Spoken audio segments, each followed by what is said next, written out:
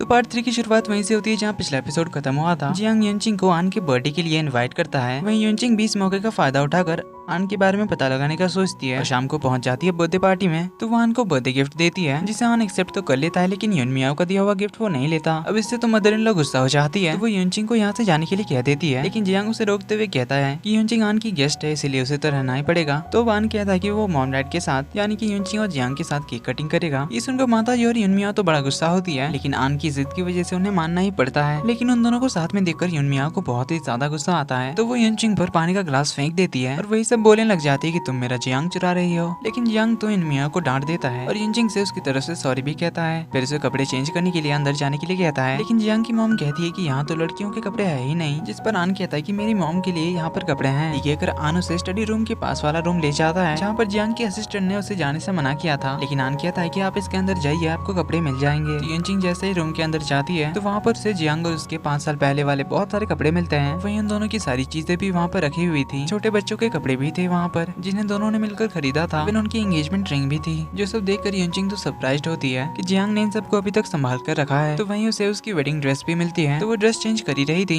कि तभी जियांग वहाँ आ जाता है, जो उसे चेंज करता हुआ देखकर पीछे मुड़ जाता है। उससे पूछने लगता है कि तुम इस रूम में क्यों आई। वो कुछ कहने जाती कि तभी उस रूम की तरफ कोई आने लगता है। तो जियांग उसे लेकर छुप जाता है। तो वो असिस्टेंट होता है जो आन को ढूंढने के लिए आया था। तो उसके जाने के बाद युनचिंग जियांग से पूछती है कि क्या उसने सच में आन को अडॉप्ट किया था। अगर हाँ तो वो उसका अडॉप्शन सर्टिफिकेट देखना चाहती है। लेकिन जियांग मना करते हुए कहता है कि इससे तुम्हारा क्या लेना देना है। तो युनचिंग कहती है कि क्योंकि आन मुझे मॉम बुलाता है। इस पे जियांग कहता है कि आन तो अपनी नैनी को भी मॉम बुलाता है, तो क्या अब मैं उसे भी अडॉप्शन सर्टिफिकेट दिखाता फिरूं। तो अब ये सुन युनचिंग उसे जाने के लिए कह देती है, जिसके बाद तो वो उसकी वेडिंग ड्रेस ही पहनकर आ जाती है, जिसे देखकर मॉम और युन मियाओ तो बहुत ही ज्यादा भड़क जाते हैं। वहीं आन तो युनचिंग से उसके साथ ही रुक जाने के लिए कहता है, जो सुन युन मियाओ और माता जी तो गुस्से से निकल लेते हैं। जिसके बाद दोनों मिलकर आन का बर्थडे मनाते हैं, डांस वांस करते हैं। जिसके बाद आन तो जिद पे अड़ जाता है कि उसे मॉम डैड के साथ सोना है। तो जियांग भी युनचिंग से बर्थडे के दिन उसका दिल रखने के लिए कहता है। इस वजह से युनचिंग रुक जाती है। तो अब आन मॉम से कहानी सुनाने के लिए कहता है और कहानी सुनते सुनते वो युनचिंग का हाथ जियांग के हाथ पर पकड़ाता है और ऐसे ही सो जाता है। अगली सुबह जियांग उठता है, तब तक युनचिंग जा चुकी थी। जिसके बाद असिस्टेंट आकर उसे बताता है कि 5 साल पहले युनचिंग के अफेयर के जो फोटोज वायरल हुए थे वो सब कुछ एडिट किए हुए थे। अब ये पता चलने पर जियांग को तो बहुत ही गिल्टी फील होता है, क्योंकि आज तक वो उसे गलत समझता रहा है, जबकि उसकी तो कोई गलती भी नहीं थी। तो असिस्टेंट कहता है कि आपको उनके साथ अपनी गलतफहमी को दूर कर लेना चाहिए। जिस पे जियांग कहता है कि इतनी आसानी से ये गलतफहमी दूर नहीं हो सकती, ना ही युनचिंग मुझे माफ करेगी, इसीलिए मुझे धीरे धीरे उसके करीब जाना होगा। तो वो असिस्टेंट से युनचिंग के बारे में पूछता है, जिस पे असिस्टेंट बताता है कि वो तो एक मेल मॉडल के साथ फोटोशूट के लिए गई है। जो सुन जियांग को तो बड़ा जेलसी होता है। तो वो भागकर पहुंच जाता है फोटोशूट में, जहाँ पर युनचिंग का तो एक मेल मॉडल के साथ बहुत ही क्लोज फोटोशूट चल रहा था। जो देख हमारे जियांग को तो बड़ी जेलसी होती है। तो वो उस मेल मॉडल की गलतियां निकालने लग जाता है और कहता है कि तुम सही से पोज नहीं दे पा रहे हो। ये कहकर वो खुद ही युनचिंग के साथ फोटोशूट करने लग जाता है। वहीं इसी मौके पर तो जियांग उसे किस भी कर लेता है, जो देखकर वो मॉडल तो भड़कने लग जाता है कि तुम युनचिंग के साथ गलत बिहेवियर कर रहे हो। वो उसके बारे में कंपनी के सीईओ जियांग को कंप्लेन करेगा,